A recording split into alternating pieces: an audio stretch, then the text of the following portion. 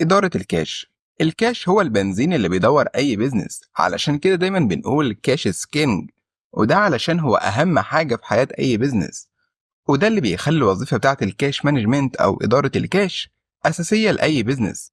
والحاجة الأكيدة إن لو الوظيفة ديت مش مظبوطة في البيزنس بتاعك، فأنت كده بتقتل البيزنس بتاعك مع مرور الوقت. وخلي بالك الموضوع مش حاجة صعبة، بس في مشاريع كتير بتركز على الكور اوبريشن أو أساس النشاط، وبتهمل متابعة النتائج والكاش بوزيشن بتاعها، وده اللي بالتالي بيأثر على علاقته مع الموردين بتوعه وكمان العملاء. والكاش مانجمنت أول ستيب فيها هي متابعته، ومتابعة التدفقات النقدية اللي جاياله، ودي بنقول عليها كاش انفلو. وكمان التدفقات النقدية اللي خارجة منه، ودي بنسميها كاش اوت فلو. ولما نتكلم عن الكاش انفلو، فأهم حاجة في البيزنس إنه يبني سياسات مالية وإجراءات تضمن إن التدفقات النقدية الداخلة تحصل بسرعة. وعلشان كده لازم يبقى في سياسات مالية لتحديد حدود الائتمان للعملاء، وكمان مين هنبيع له كريدت ومين لأ. إن أنت تحدد الكريدت ليميت لكل عميل من العملاء بتوعك، لأنك لو سبتها كده من غير ما تراقبها هتلاقي نفسك بتلبس أنت والشركة في الحيط.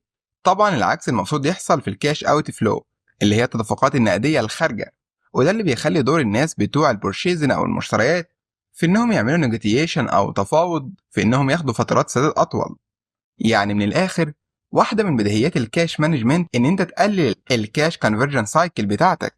تعال بقى نتكلم عن معدل أو نسبة حرق الكاش في شركتك، بس ما تنساش تعمل لايك للفيديو، ده بيشجعنا نكمل. وللعلم ده فيديو رقم 9 من كورس المحاسبة لأصحاب المشاريع الصغيرة والمتوسطة.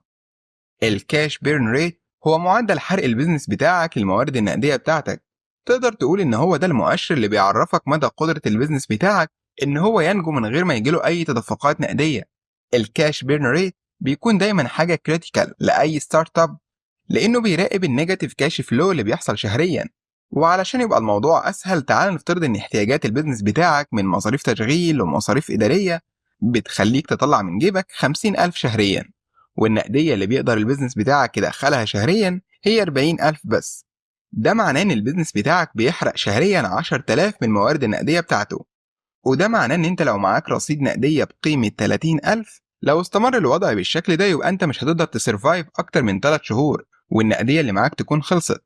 مجرد متابعتك لحاجة بسيطة زي ديت هتخليك تغير كتير من الاستراتيجية بتاعة البيزنس بتاعك، وهتخليك دايما شايف وضع السيولة النقدية في الشركة بتاعتك بوضوح. تعال بقى أعرض عليك أزمة سيولة بتحصل حاليا في ظل أزمة كورونا من خلال الانفوجرافيك ده. الانفوجراف ده مرعب. كده مبدئيا في مطاعم كتير قفلت خلاص، وورش صيانة وشركات ومصانع. انتوا فاهمين يعني ايه يوم من غير فلوس داخله المصنع وعدم وجود خامات؟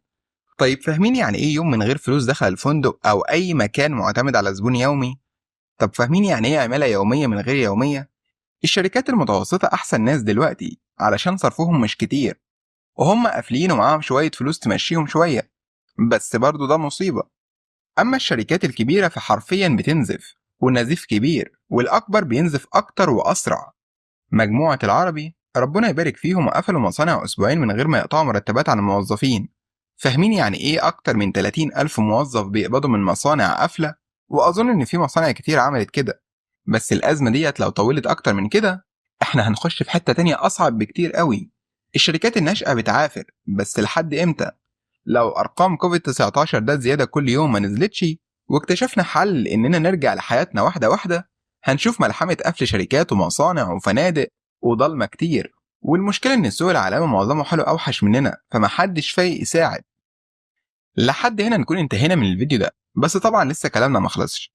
ما تنساش تعمل لايك للفيديو واشتراك في القناة علشان يوصلك إشعار للفيديو القادم بإذن الله.